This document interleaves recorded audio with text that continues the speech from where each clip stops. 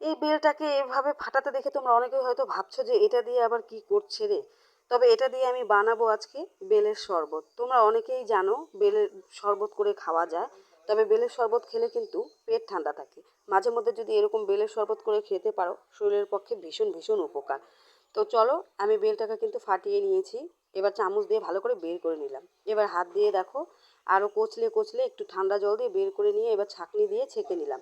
আর এদিকে দেখো আমার মেয়ে একটা 5 টাকা দিয়ে পেপসি কিনে নিয়ে এসছে, ওটাও দিয়ে দিল, তারা আরও বেশি ঠান্ডা হবে।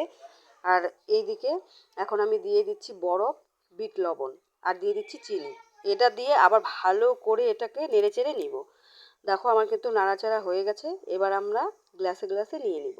এইদিকে আখের জুস খেয়েছিলাম, সেই গ্লাসগুলো রয়ে গেছে বাড়িতে, তো সেগুলোতেই আমরা বেড়ে বেড়ে নিচ্ছি। দেখো কত সুন্দর হয়েছে। এভাবে বেলের রস তোমরাও খেয়ে দেখো, হেভি লাগে কিন্তু, ফেলে না দিয়ে খেয়ে দেখো, দারুণ হয়।